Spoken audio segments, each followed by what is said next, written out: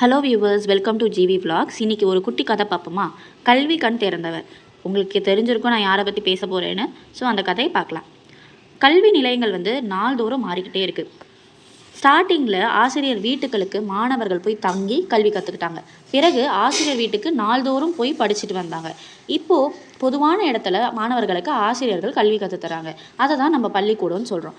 முன்னாடி ஒரு சில ஊரில் மட்டும்தான் பள்ளிகள் இருந்துச்சு. இப்போது பள்ளிகளோட எண்ணிக்கை அதிகமாக இருக்குது. இந்த மாதிரி நம்மளோட தமிழ்நாட்டில் கல்வி புரட்சிக்கு வித்திட்டவரை பற்றி தான் பார்க்க போகிறோம். நிகழ்வு 1. சிறுவர்கள் ஆட மேய்ச்சிக்கிட்டு இருக்காங்க. அந்த வழியாக ஒரு கார் வருது.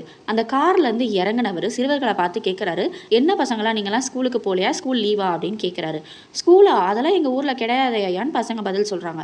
அப்படியா, உங்கள் ஊரில் இப்போ பள்ளிக்கூடம் இருந்தால் படிப்பீங்களா அப்படின்னு சொல்லி கேட்குறப்ப, ஓ படிப்போமே அப்படின்னு பசங்க பதில் சொல்கிறாங்க. அன்றைக்கி முடிவு பண்ணுறாரு, ஊர்தோறும் பள்ளிகள் நிறைய திறக்கணும்னு சொல்லிட்டு.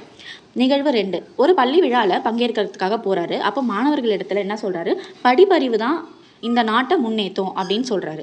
அதனால தான் நாடு முழுக்க நாங்கள் 50,000 பள்ளிகளை திறக்க முடிவு பண்ணியிருக்கோம். ஆனால் நீங்கள் எவ்வளோ தூரம் நடப்பீங்க? ரொம்ப தூரம் நடந்தால் கலைச்சிட மாட்டிங்களா? அப்புறம் எப்படி உங்களால் படிக்க முடியும்? அதனால் நாங்கள் ஒரு திட்டத்தை கொண்டு வந்திருக்கோம். 1 மைல் தூரத்தில் ஆரம்ப பள்ளி, 3 மைல் தூரத்தில் நடுநிலை பள்ளி, 5 மைல் தூரத்தில் உயர்நிலை பள்ளி அப்படின்னு சொல்லிட்டு திட்டம் போட்டிருக்கோன்னு சொல்கிறாரு. நிகழ்வு 3. பள்ளி நிகழ்ச்சியில் கொடியேற்றுறதுக்காக அவரை அழைச்சிருக்காங்க. அப்படி ஏற்றும் போது அந்த கூட்டத்தில் இருந்த ஒரு மாணவன் மயங்கி விழுந்துடுறான். அதை பார்த்து எல்லாருமே பதட்டமாயிட்டு அந்த பையனுக்கு தண்ணி தெளித்து எழுப்புறாங்க. எழுப்புன அந்த பையன்கிட்ட இவர் கேட்குறாரு, காலையில் சாப்பிட்டியாப்பா அப்படின்னு கேட்குறப்ப, இல்லை ஐயா நான் எதுவுமே சாப்பிடலை அப்படின்னு சொல்லி அந்த பையன் சொல்கிறான். ஏன் சாப்பிடலன்னு கேட்குறப்ப, சாப்பிட எதுவும் இல்லை எங்ககிட்ட அப்படின்னு சொல்கிறான். அதை கேட்டு மனம் வருந்தினவர், பள்ளிக்கு வர குழந்தைங்க ஒரு வேளையாச்சும் சாப்பிடணும் அப்படின்னு சொல்லிட்டு முடிவு செய்கிறாரு. நிகழ்வு 4. பரமக்குடி தரைப்பாலத்தை ஆய்வு செய்யறதுக்காக வராரு. அப்போ அவர் கல்வி அதிகாரிகிட்ட கேட்குறாரு, இந்த காட்டாறில் தண்ணீர் வந்தால் இந்த பக்கத்தில் இருக்க பசங்க அந்த பக்கம் எப்படி போய் படிப்பாங்க அப்படின்னு கேட்குறாரு. அப்போ அதுக்கு அந்த அதிகாரி சொல்கிறாரு, மழை காலத்தில் இந்த பக்கத்துலேருந்து பசங்க வரவே மாட்டாங்க ஐயா அப்படின்னு கேட்குறாரு.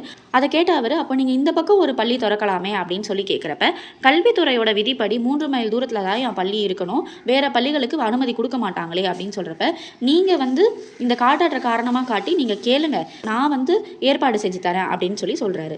ஆடு மேய்க்கிற சிறுவர்களும் பள்ளிக்கூடம் செல்லணும் அப்படின்னு நினச்சவர் யாரு? குழந்தைகள் பள்ளிக்கு போகிறதுக்காக நீண்ட தூரம் நடக்கக்கூடாதுன்னு நினச்சவர் யாரு? பள்ளிக்கு படிக்க வந்த மாணவர்கள் ஒரு வேளையாச்சும் சாப்பிடணும்னு நினச்சவர் யாரு? கல்வித்துறை விதிகளை மாணவர்கள் நலனுக்காக மாற்றி அவர்கள் வசிக்கும் இடங்களுக்கே பள்ளிக்கூடம் வர வேண்டும்னு நினச்சவர் யாரு? அவர் தான் பெரியாரால் கல்வி கண் திறந்தவர்னு போற்றப்பட்ட நம்மளோட மேனாள் முதல்வர் காமராஜர். இவருக்கு சிறப்பு பெயர்கள் உண்டு. பெருந்தலைவர், படிக்காத மேதை, கர்ம வீரர், கருப்பு காந்தி, ஏழை பங்காளர், தலைவர்களை உருவாக்குபவர்.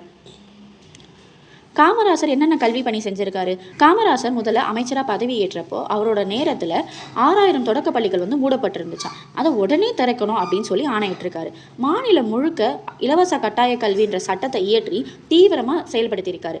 மாணவர்கள் பசி இல்லாமல் படிக்கணுன்றதுக்காக மதிய உணவு திட்டத்தை கொண்டு வந்திருக்காரு. பள்ளிகளில் மாணவர்களுக்கிடையே ஏற்றத்தாழ்வு இருக்கக்கூடாதுன்றதுக்காக சீருடை திட்டத்தை அறிமுகப்படுத்தியிருக்காரு. பள்ளி வசதிகளை அதிகரிக்க பள்ளி சீரமைப்பு மாநாடுகள் நடத்தியிருக்காரு. மாணவர்கள் உயர்கல்வி பெறணுன்ற நோக்கத்தில் பொறியியல் கல்லூரி, மருத்துவக் கல்லூரி, கால்நடை மருத்துவக் கல்லூரி, ஆசிரியர் பயிற்சி நிறுவனங்கள்னு நிறைய புதிதாக தொடங்கியிருக்காரு. தமிழ்நாட்டில் பல கிளை நூலகங்கள் திறந்திருக்காரு. கல்வி புரட்சிக்கு வித்திட்டவர் யார் அப்படின்னு கேட்டால் நம்மளோட காமராசர் தான். காமராசருக்கு என்னென்ன சிறப்பு செய்யப்பட்டிருக்கு? மதுரை பல்கலைக்கழகத்தை மதுரை காமராசர் பல்கலைக்கழகமாக பெயர் மாற்றியிருக்காங்க.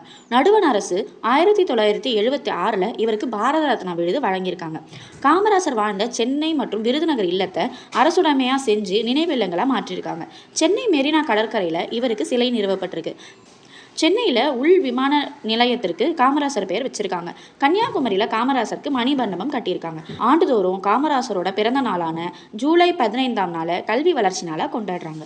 ஸோ இந்த வீடியோ உங்களுக்கு இன்ஃபர்மேட்டிவாக இருக்கும்னு நம்புகிறேன். லைக் பண்ணுங்கள், ஷேர் பண்ணுங்கள், கமெண்ட் பண்ணுங்கள், சப்ஸ்கிரைப் பண்ணுங்கள். Thank you viewers.